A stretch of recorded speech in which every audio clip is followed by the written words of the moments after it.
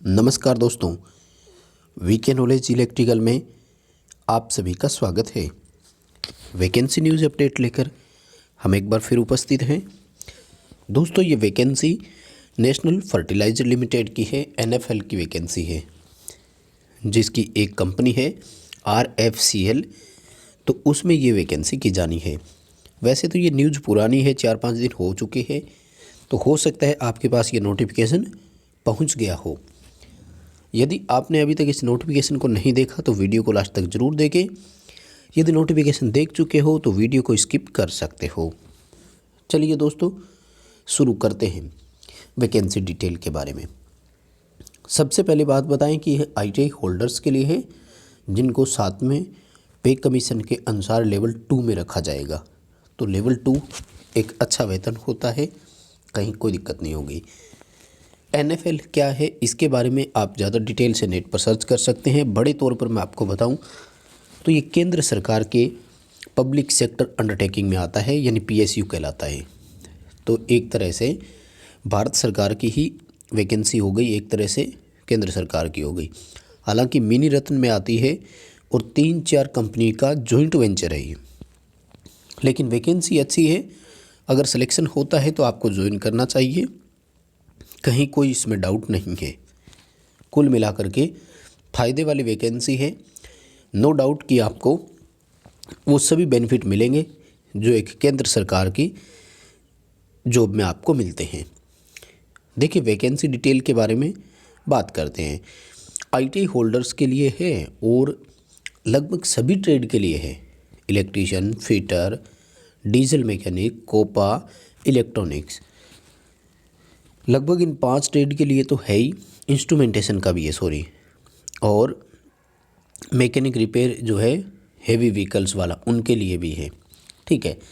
देखिए, फिटर वालों के लिए यहाँ पर टोटल 8 सीटें हैं। डीजल मैकेनिक की मात्र 2 सीटें हैं।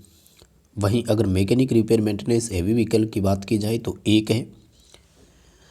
हम सबसे ज़्यादा इलेक्ट्रीशियन का ही वेट करते हैं दोस्तों। इलेक्ट्रीशियन की टोटल 12 सीटें हैं। कुल मिलाकर ठीक है, जहाँ पर अनरिजर्व के लिए 7 सीटें हैं। बाकी कैटेगरी वाइज और भी है, बट अपन एक बार मोटा मोटी यही देखें तो समझ में आता है कि 7 सीटें अनरिजर्व की है, जहाँ सबसे बड़ा कंपटीशन रहेगा। इलेक्ट्रॉनिक्स की 4 है और इंस्ट्रूमेंटेशन की 4 है। तो ये है टोटल सीटों की कैटेगरी। वैकेंसी की सैलरी की यदि बात की जाए तो 21,500 से लेकर 52,000 रुपये होता है। ये पे स्केल माना जाता है साथियों। तो इसमें मिनिमम जो होता है वो इनिशियल पे होता है, यानी 21,500 आपका बेसिक स्टार्ट होगा, और इस पर आपको अदर अलाउंसेज भी मिलेंगे। जितने भी further allowances, HRA, DA, DNS allowance और जितने भी बेनिफिट उस कंपनी में पर्टिकुलर में मिलते हैं, वो सभी आपको यहाँ पर मिलेंगे। तो ये तो थी बड़ी बातें सैलरी की। अब हम बात करते हैं क्वालिफ़िकेशन के लिए। सिंपल सा एज रिलेशन और क्वालिफ़िकेशन दिया है इन्होंने।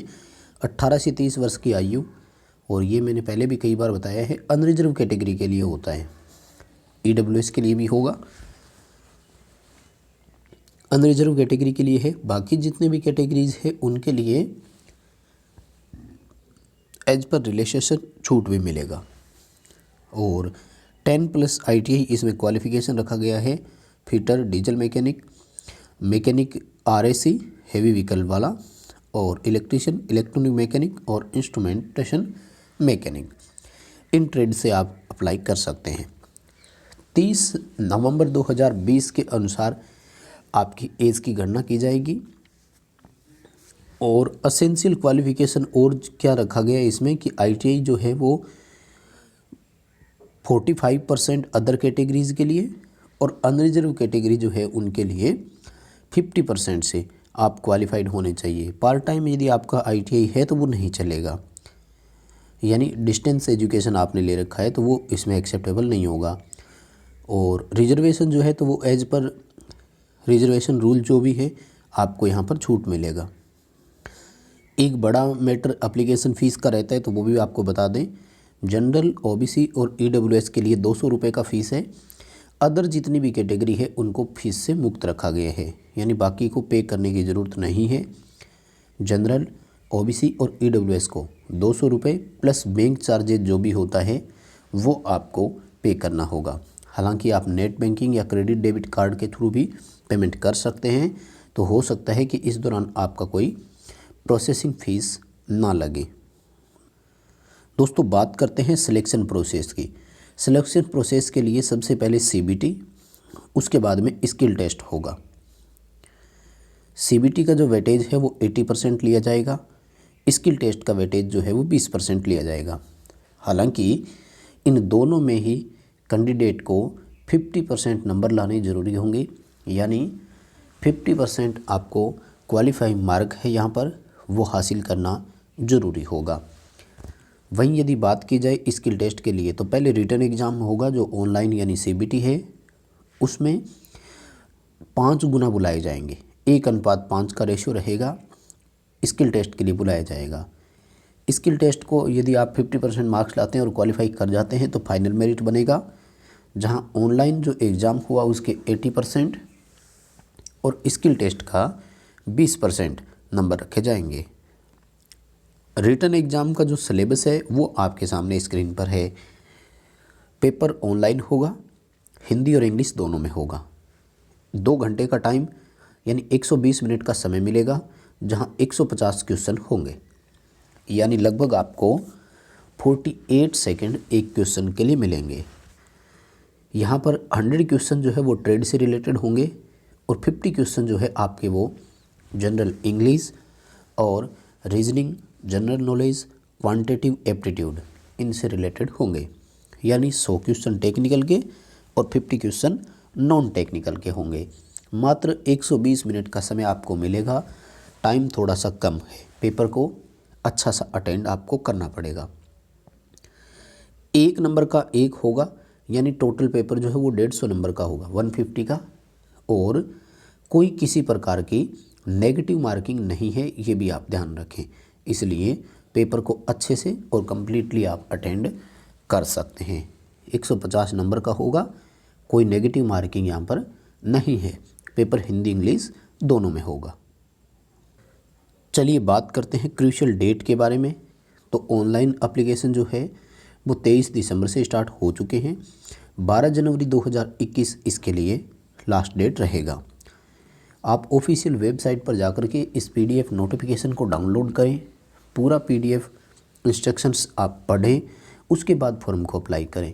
ऑफिशियल वेबसाइट आपकी स्क्रीन पर है, nationalfertilizers.com। उसके बाद में आपको कैरियर पर जाना है।